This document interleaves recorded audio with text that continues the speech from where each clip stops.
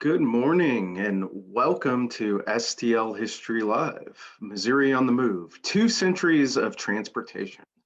My name is Aaron Pelker. I'm a community engagement coordinator with the Missouri History Museum's Public History Department, and I want to thank you for spending part of your Tuesday morning with us. Before we get to our presentation, I do have a couple of brief remarks. First, I want to mention that both the Missouri History Museum in Forest Park and the Soldiers Memorial Military Museum are both open to the public from Wednesday through Sunday. Your safety is a top priority, and we'd love for you to visit if you feel comfortable doing so.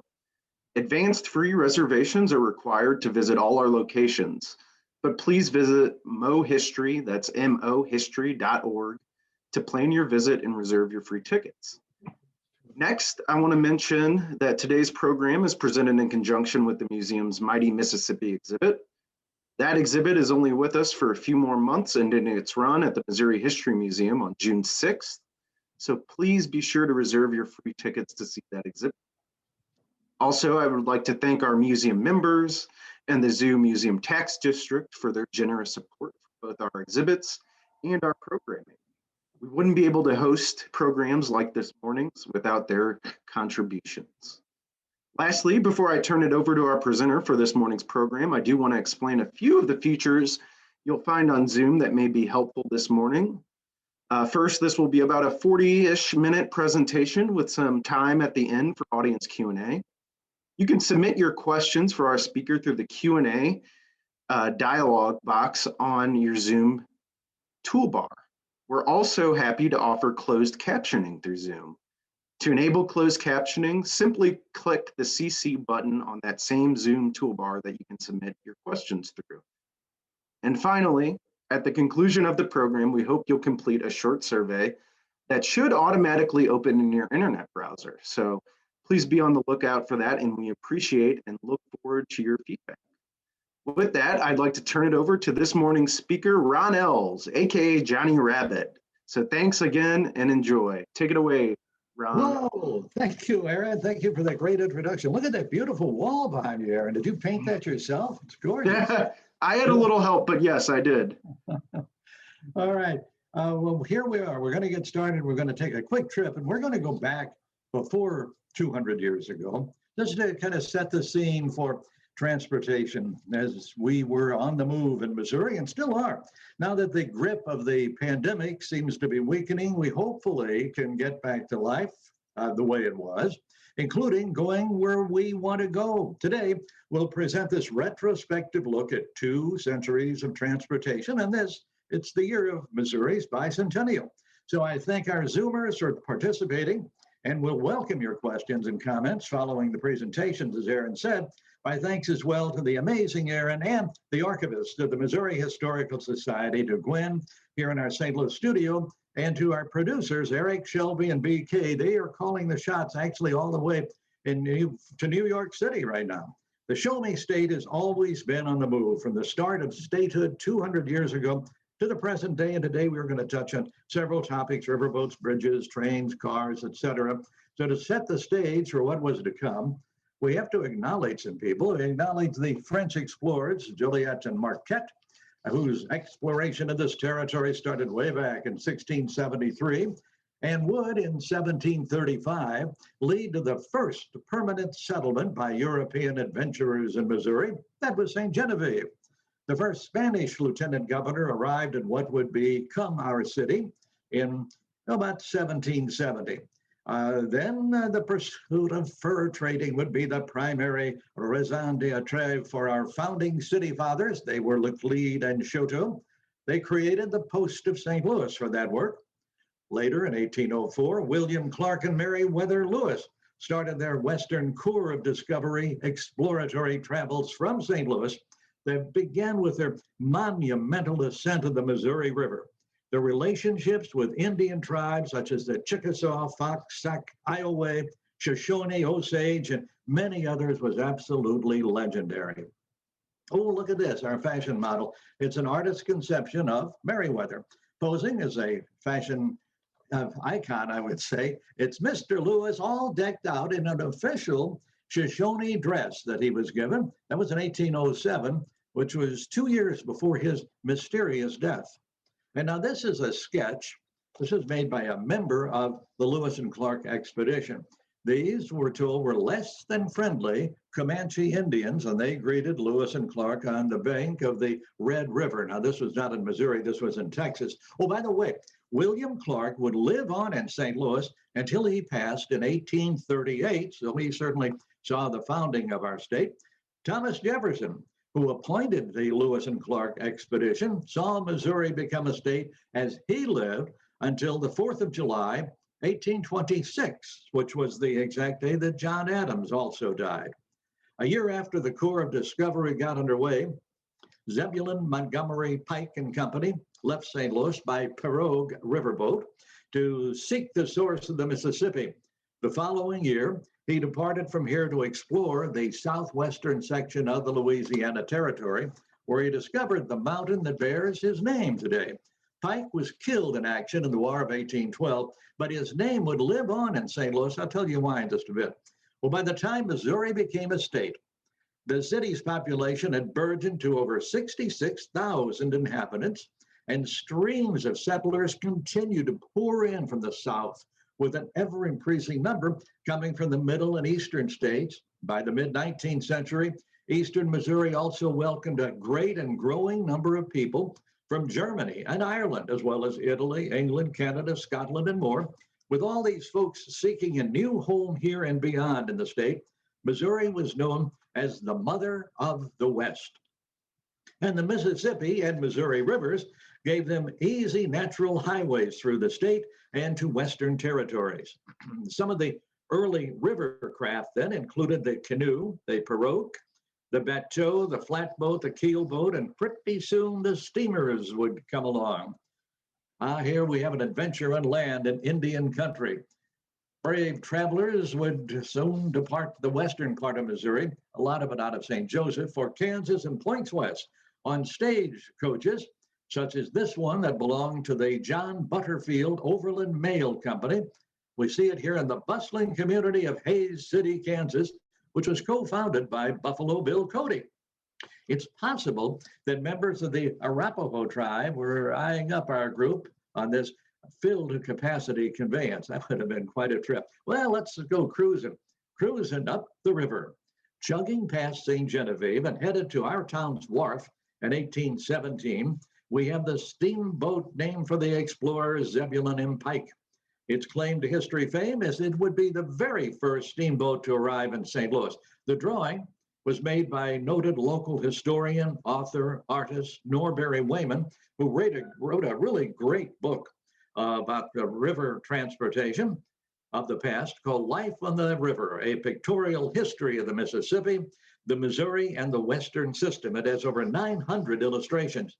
The book was published 50 years ago, and really every library would have it. I almost seen it on eBay, for sale on eBay, for as little as $9. Well worth the money. This is really a fabulous book. I know you would enjoy it.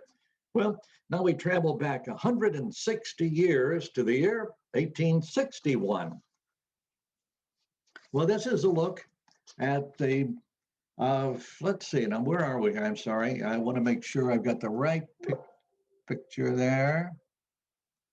All right, this is a look at the, that's a steamer on the left, the steamer St. Louis. Now, there were several steamers named St. Louis, but this one was on the Missouri River, and as it was approaching St. Joseph. St. Joseph was home of the Pony Express, and Pony Express, great memories in history, but it really wasn't around a long time. It was in business for a mere 18 months. That was in 1860 and 61. When it started, it was the most direct means of east-west communication by reducing the time for a message to be delivered between the Atlantic and the Pacific to just 10 days. Prior to the Pony Express, it took 110 days to get a message across the country, but that service was quickly done in by the Transcontinental Telegraph. That started in October 1861 as that service delivered cross-country messages instantly, and that was the end of the Pony Express. Next up, Platte City. That's a long gone covered bridge over the Platte River at Platte City, Missouri in 1858. At that time, There were 30 covered bridges in Missouri. Today, 4 of them remain. One of those bridges is at the Bollinger Mills State Historic Site. Another you'll find at Locust Creek in Lynn County. There's a covered bridge at Sandy Creek. That's along the old Lemay Ferry Road at Hillsboro. And the final one is the Union Bridge in Monroe County. Well, a highlight in Platte City history is that in July 1933, Bonnie and Clyde were ambushed by and engaged in a big shootout with the police there just outside of town. They were staying at the Red Crown Tourist Court, and that would be the end of Bonnie and Clyde. No bridge here in this bucolic image made the first year of the Civil War. We see the Wilson's Creek Ford. Wilson's Creek was the site of the first Civil War battle west of the Mississippi, at which Nathaniel Lyon was the first Union general to die in the war between the states. Since 1874, a monument in memory of Lyon is in the park at Broadway and Arsenal that bears his name. Now, it was placed there since Lyon was the person who ordered the Union Arsenal, then at that site, to be fortified against the Confederates. I'll tell you, their days were numbered for sure. We get a gander at a snapshot of the times, 1884 to be exact, of Edward Henry's business, of which the sign proclaimed he was successor to John McCreary. The establishment is that of a livery company and stable. Interesting, this was smack dab in the middle of downtown at 825 Pine. You can see that site today. It's the address on Pine, the south side of the Paul Brown building, right next to the arcade building. Now we got a couple of unhappy campers here. In late 1905, these 2 horses were not very pleased with the newfangled motorized conveyance that they're sharing the road with. The horses may have been thinking that their future might be a glue factory. This picture was made on part of what had been the site of the World's Fair. They're trying to get on the road again, stuck in the mud.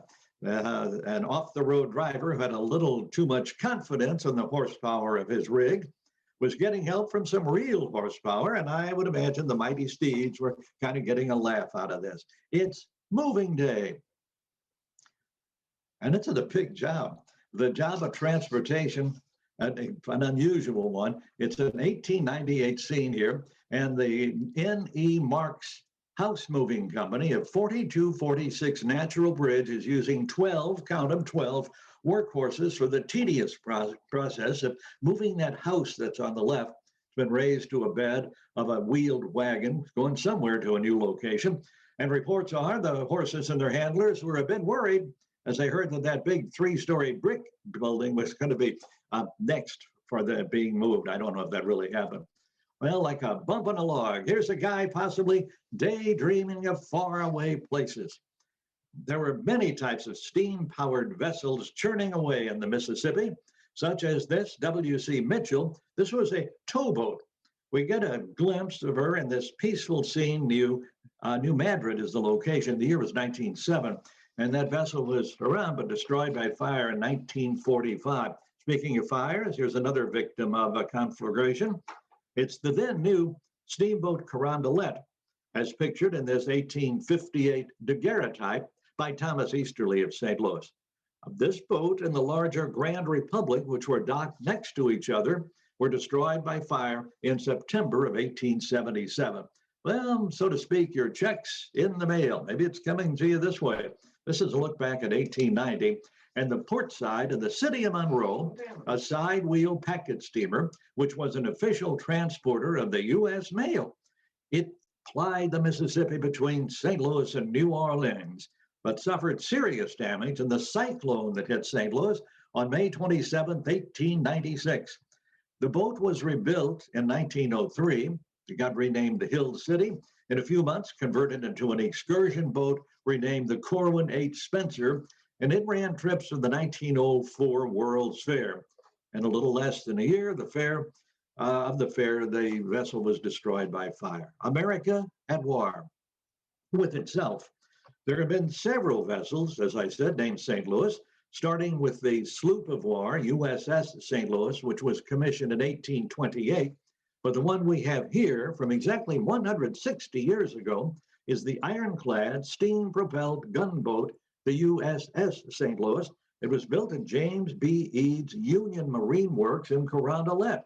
It would be renamed the Baron de Kalb, for whatever reason, I'm not sure, and it was sunk in 1863.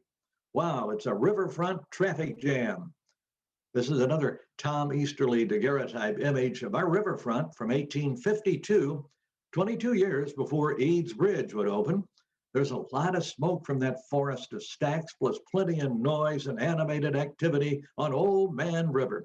Matter of fact, if you listen carefully, you can almost hear the roustabout singing, "You and me, we sweat and strain, body all aching and racked with pain. Tote that barge and lift that bale, get a little drunk, and you'll land in jail." Well, they were frozen solid. And I mean it, they were stuck in the ice. January 1887.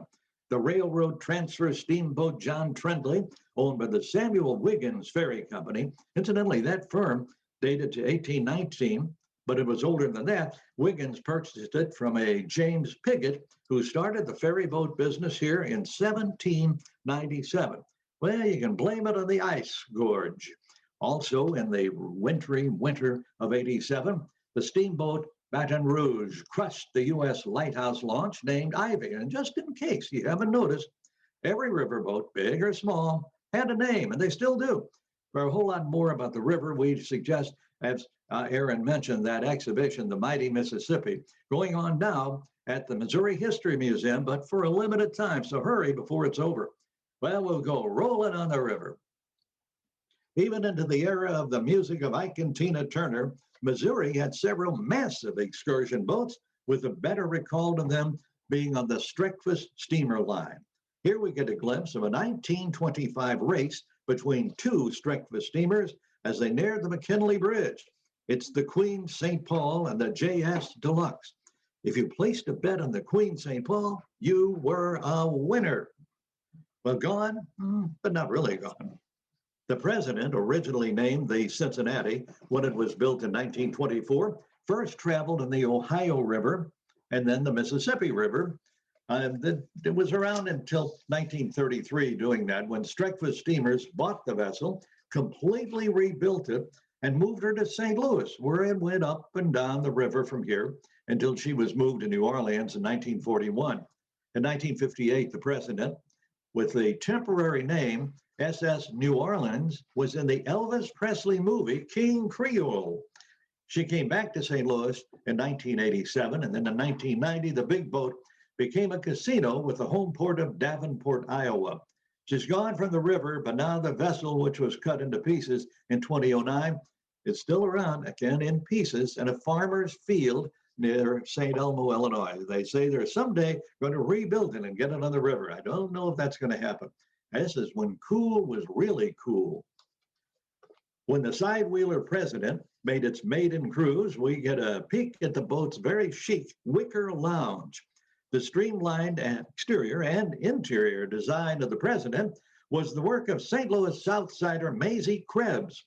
She was an illustrator and decorator for a famous bar. In 1937, she was rehired to create the design of the Admiral as well. You can almost hear him hissing the villain.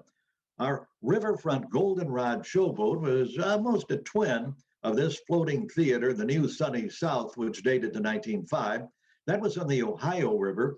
The vessel and our goldenrod, which was built in 1909, were both built by W.R. Markle, who operated the vessels. The goldenrod once made many stops along the Mississippi, but was permanently moored here in 1937.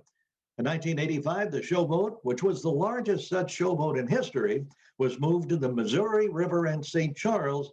Eventually, it was shuttled off to Kempsville, Illinois, for a hoped-for restoration, but it was destroyed by fire in 2017. The Albatross to the Admiral. Here's the story. This is the huge side-wheeler, steel-hulled steamer Albatross, which was built in 1907 at Vicksburg, Mississippi, as a railroad ferry that could transport 16 rail cars at a time. The Albatross was purchased by Streckfus Steamers and moved here in 1937 to just north of Eads Bridge, where with an all-new superstructure, it became the world's largest excursion boat the wonderful SS Admiral. Here, showing off for the photographer, just south of Eads Bridge, is our beloved Admiral on her maiden voyage on the 12th of June in 1940. The railroad trestle in the background was still there then, along with the buildings that would soon be raised for the Jefferson National Memorial Project. Well, let's take a peek in a powder room. This is a look inside one of the Admiral's four ladies' powder rooms, as they were called, of which each had a unique design. There was the Sonia for ice skater, movie star Sonia Henning, one simply named Glamour, another called Greta for movie star Greta Garbo, and this one was for Deanna, the singer and movie star Deanna Durbin. We fast forward past many moves and changes in the history of the Admiral to July 2011, when St. Louis Marine dismantled all of the upper decks, and later the hull was scrapped on the bank of the Tennessee River, leaving us with so many memories. A book well worth adding to your library is Great River City, How the Mississippi Shaped St. Louis. It's by Andrew Wanko. And I mean, it is a big, big, big, big book, and a terrific book, a great work of love by Andrew, who's with the Missouri Historical Society and currently preparing a major history museum exhibition about music of the past, including river music and travel music. It'll be 150 years of music in St. Louis, including radio. Rabbit Hat is going to be in the display. Exhibition called St. Louis Sound opens for a long run on August 28th. Here comes the bridge. Now, we've seen a couple of shots of the completed Eads Bridge, but here's a very rare 1873 image of the bridge being built when it was named the Illinois and St. Louis Bridge. Joining in the name game were the railroads, as they gave names to their trains, locomotives, dining, club, and passenger cars, even the caboose and ties. Here from 1869, we have a Missouri Pacific crew posing on locomotive 152 that bore the name Charles M. Peck, and a rail tragedy. This is a small section of the inaugural transcontinental train that departed St. Louis on November 1st, 1855, with over 600 passengers. It only made it to the Gasconade River Bridge at Gasconade in New Haven, Missouri. The bridge collapsed, resulting in 29 deaths and over 200 injured. Cause of the wreck never officially decided, but it's generally thought that the temporary bridge superstructure was weakened by flooding. Riding the Rails, built by the Terminal Railroad Association and opened in 1894, it's St. Louis Union Station. It was like a city within a city. If you look to the right, that small rounded corner section was long ago removed, and toward the bottom, the structures at the bottom of the image are now the side gone, and that's the side of the Carl Mills Meeting of the Waters Fountain. Two booklets worth your while are St. Louis Union Station. This one, it is actually a reprint of a book that was out in 1895 and reprinted in the 70s. And as we see here, this is St. Louis Union Station Special Edition. This colorful book came out in 2001. Well, like City Hall in the riverfront, there was an architectural competition for Union Station. 10 illustrious architects in various parts of the United States were invited to submit plans for this grand terminal. The copious instructions included the depth of the building proper was not to be deeper than 80 feet. All drawings had to be executed in India ink only, no tinting allowed, and it must be a stub-in station, and all the trains had to be under one roof. As most people really know, the winner of the prolific was architect Theodore Link of St. Louis. In this picture from just after the station opened is a clear look at the train shed that offered protection from the elements for trains and passengers alike, and the trains always backed into Union Station, which was very unusual. The hustle and bustle of the Midway. Today, the Midway looks almost eerily as it did in this 1905 photo.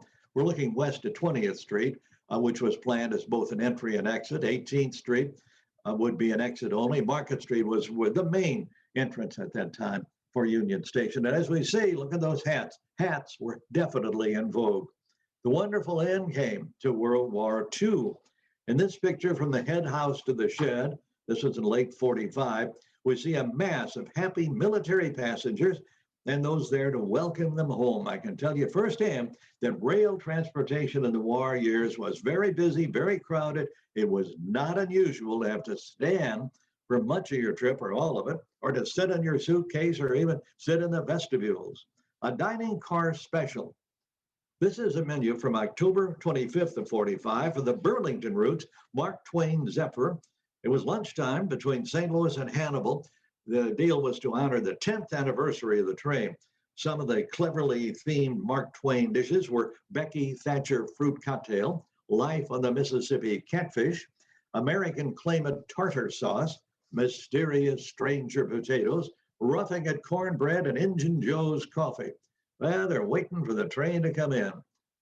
As we see here in 1959, the number of railroad passengers had dwindled dramatically with more choices for flying and the interstates, and Amtrak was just 12 years away, but there were still red caps and a Fred Harvey restaurant. Actually, it was there until 1970. Well, they're working on the railroad a long time ago.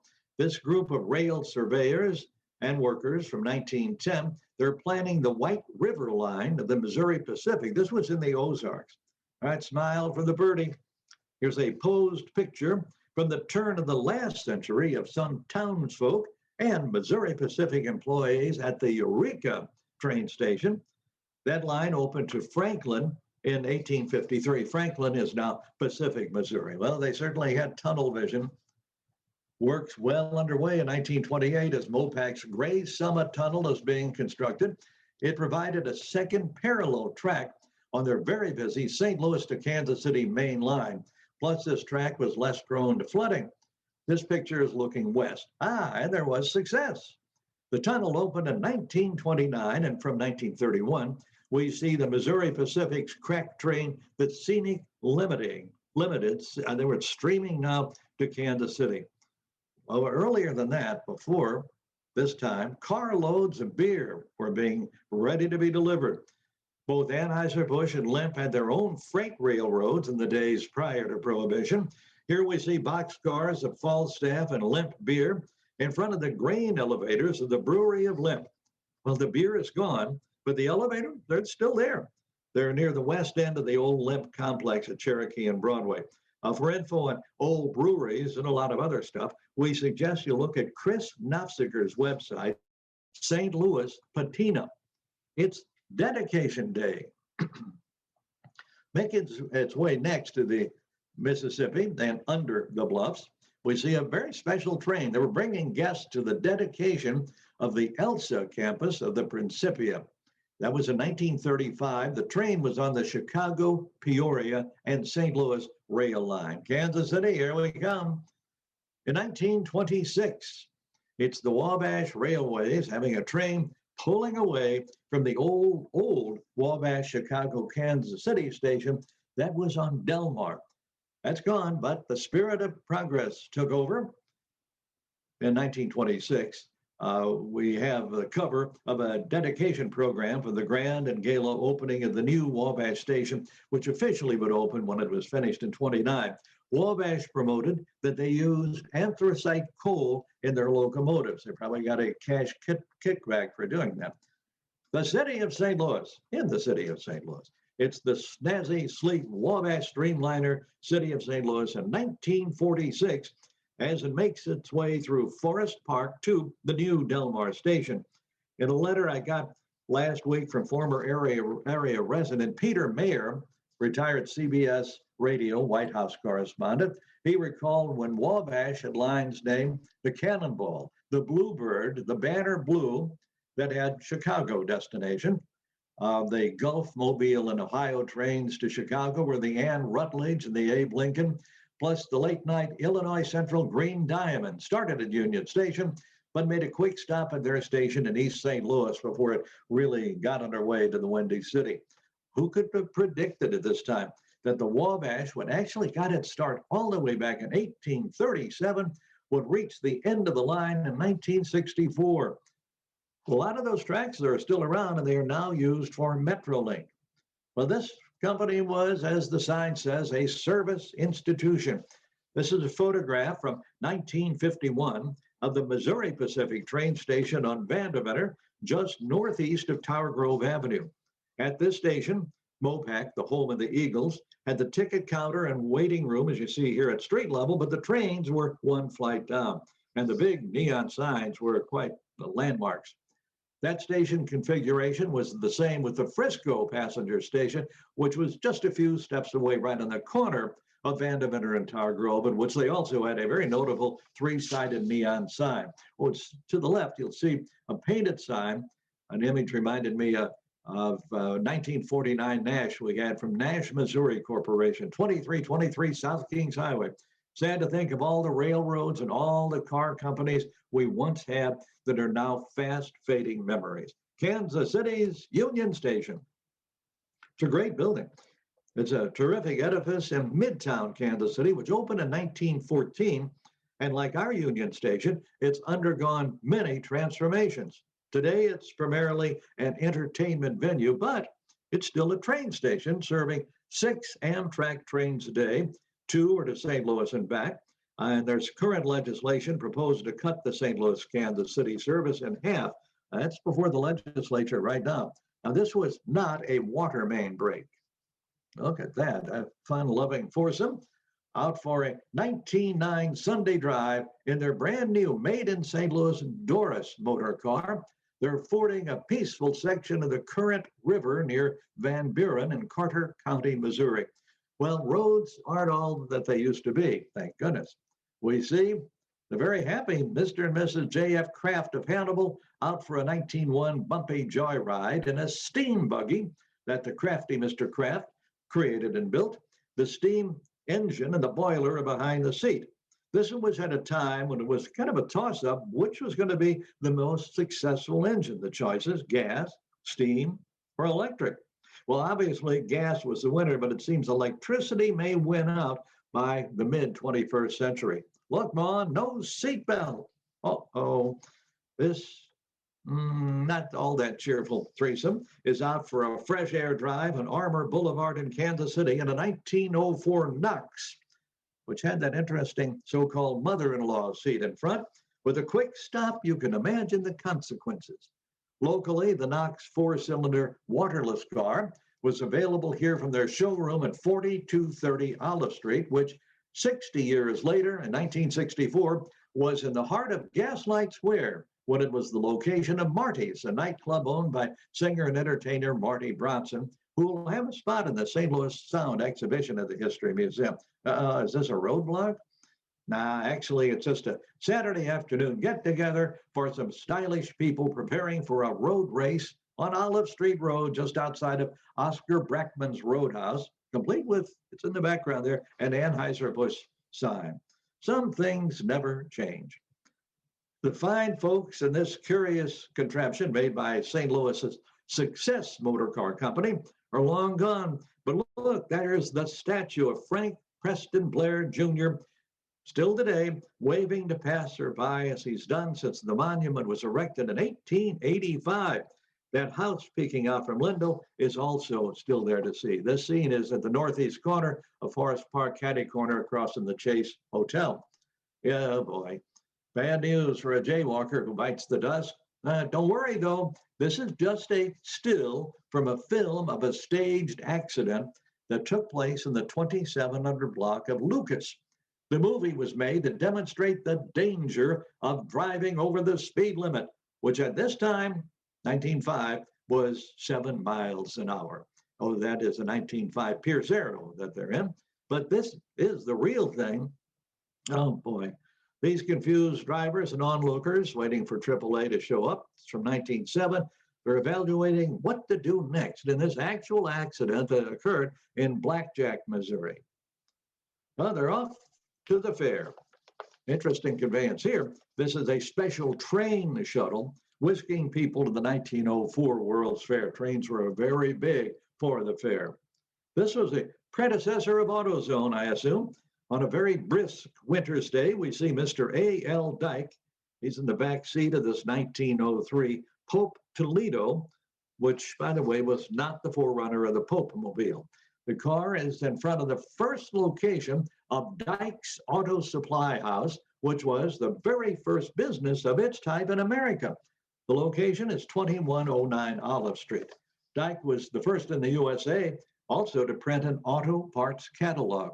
You'll find this and plenty of other firsts of various types from St. Louis in Diane Rademacher's book called Famous Firsts of St. Louis. Well, it's time to fill her up. Look at that service station. At another place, we have another first in America. This time it's our country's very first gas station, a bit different than today's QT. That teeny tiny station opened in 1905 on Teresa Avenue, just south of Market Street, a location that's now covered by I-6440. It was first operated by a firm called the Automobile Gasoline Company, and in 1929, it was purchased by the Shell Oil Company. The original home office of Shell Oil in America was built in 1926, and it's the 13-story Shell building on the northeast corner of 13th and Locust. Building's currently being redone as a 191-room hotel. Artist Joe Mascas, son of Frank Mascas, who had the yacht club on an old riverboat at the levee, is creating St. Louis-themed murals on each floor. Now, this was a real full-service service station. This uniformed attendants cleaning a windshield at the standard station with the big sign on Skinker and Clayton Road across from the High Point. Photo was from April 25th, 1936. And as you can see, with tax, regular gas cost a whopping 19.7 cents a gallon. Well, we have it. It's the It Girl. This is the most famous publicity photo for any St. Louis-made car. It's silent movie star Clara Bow, billed as the It Girl, perched on the hood of a 1919 Moon. Replica Moon cars are still around as a kiddie ride at Six Flags. Hard to believe, Six Flags is now 50 years old in this June. One seems so far away. This was a must-have. Had to get around with a map. 1932 official state of Missouri road map distributed by Shell Oil. And I still prefer AAA maps over Google Maps or MapQuest, and also keep some old maps around. Here's another Shell map. This Shell map is of St. Louis and vicinity from 1943. And this is a Phillips 66 map. This is a map of Missouri from 1941. It comes complete with traffic rules. And of course, all of this shows you the way it was before interstates. Well, downtown, it's 1900 again, and we're on a wet Olive Street looking west in the days when horses and streetcars ruled the downtown streets. Building on the right with the round windows was, at that time, home of the St. Louis Union Trust Company. It was designed in 1893 by Louis Sullivan and his associates of the Chicago firm of Adler and Sullivan. For years, it was called the 705 Olive Building. Today, it's home to the upscale Hotel St. Louis, created by Amy and Amrit Gill. Louis Sullivan once said, "Every building is like a person, single and unrepeatable." Or that next building on the right, the one with the kind of bay windows, the Chemical Building, that dates to 1896. The Northern Edition was made in 1902.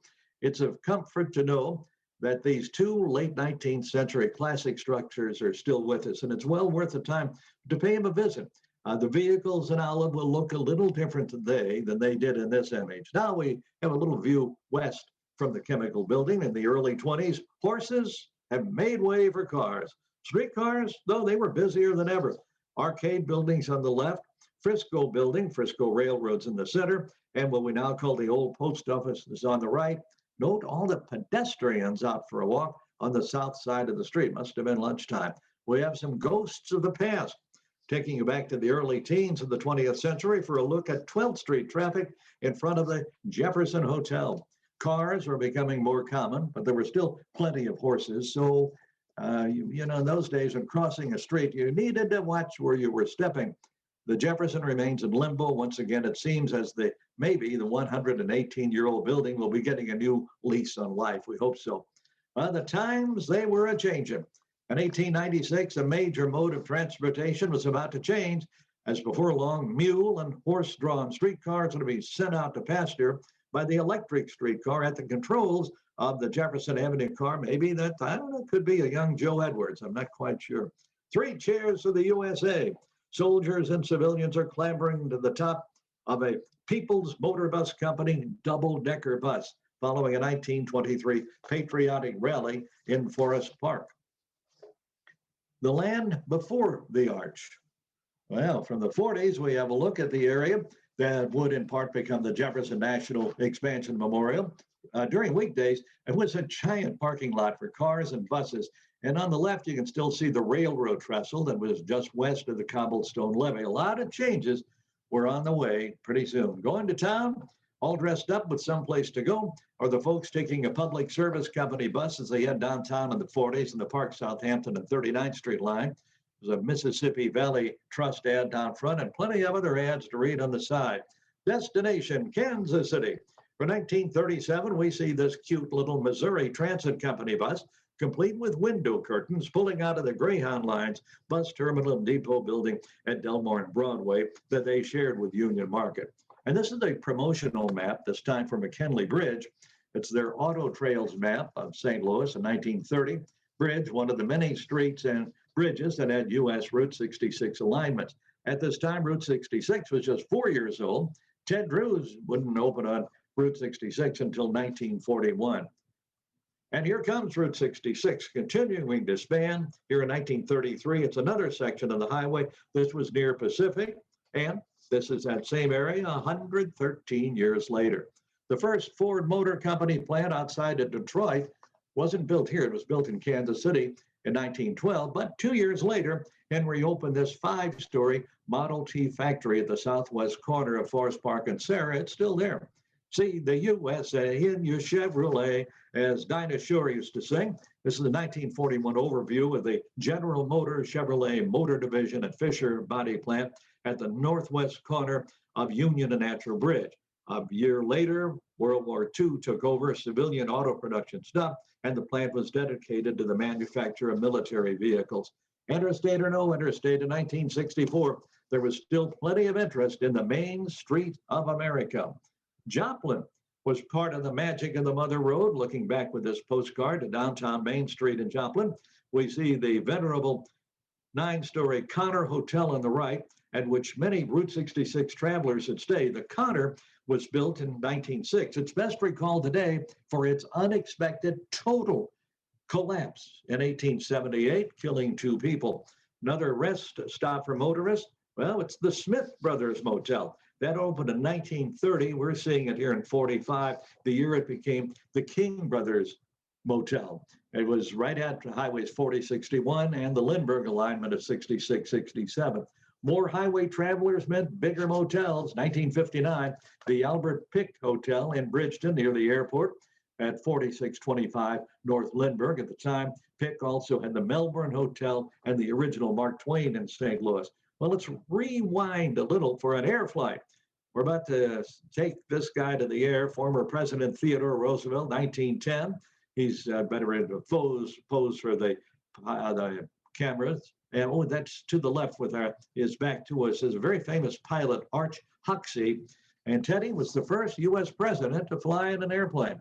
Now, this was not the first Great Forest Park balloon race. These 2 military jets represent St. Louis in the 1919 Army-Navy balloon race at Priester's Park, which is on Grand and Merrimack. Let's go back 110 years.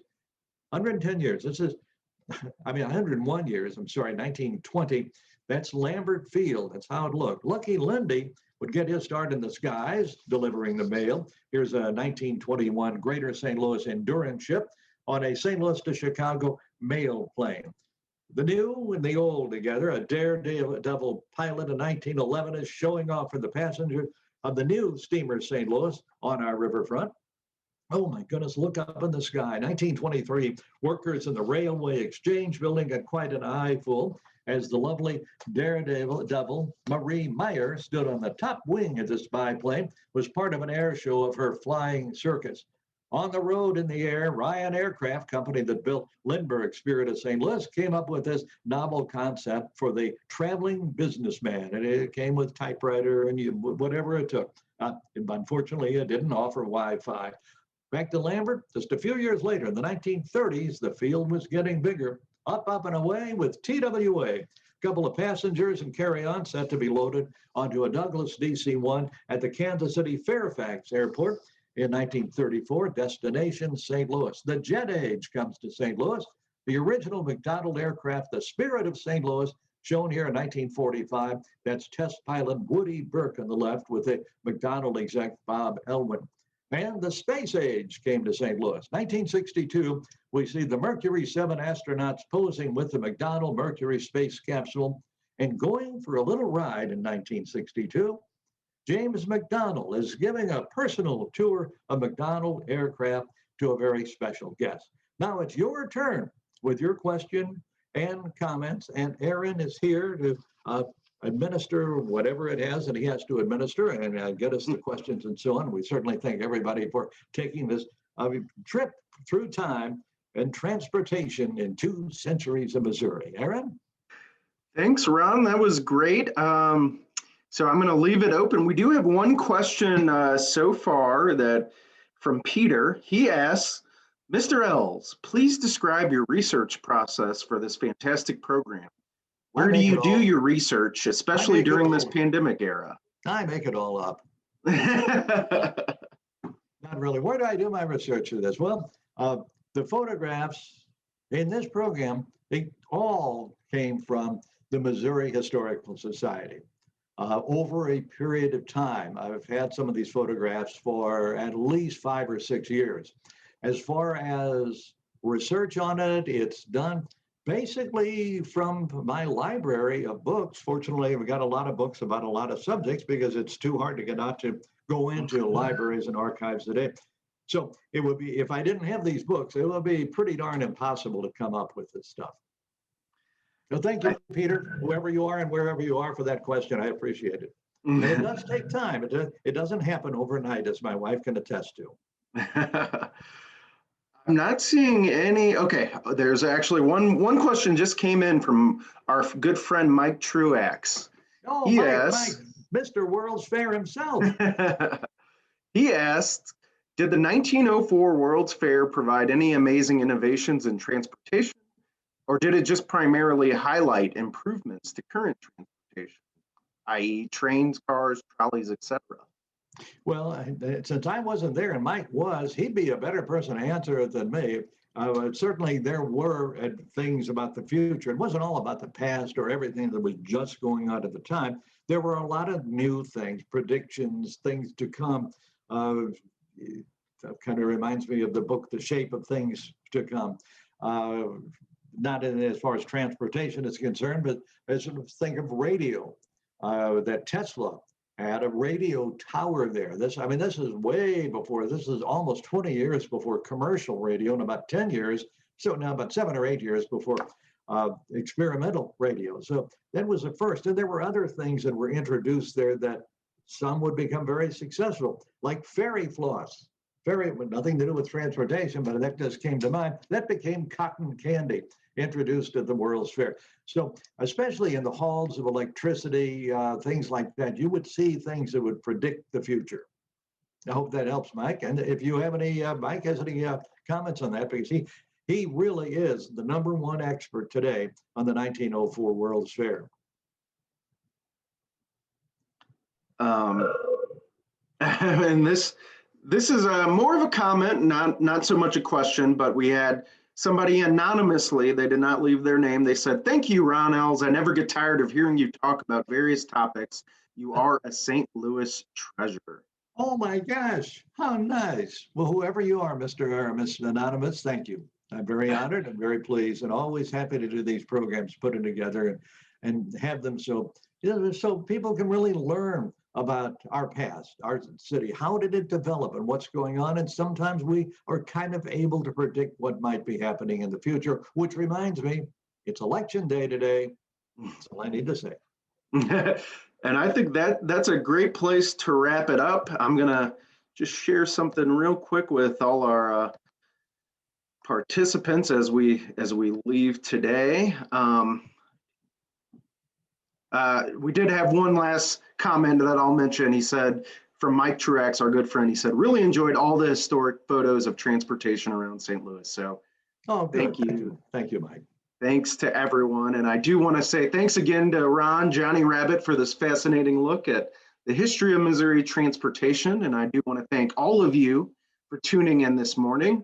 We do have our regularly scheduled STL History Live programs on Tuesdays at 11 a.m. and Thursdays at 6:30 p.m., as well as Soldiers Memorial Challenge Chats on select Wednesdays at noon. You can actually see a couple of the upcoming programs on the slide on your screen now. You can find links for all our upcoming programs at mohistory.org, or on the Missouri History Museum Facebook page. So please be sure to check out that lineup. And also, please don't forget to fill out that survey and let us know what you thought about this morning's program. So thanks again to everyone, and we'll see you next time. Have a good day, everyone. Bye, everybody. Thank you.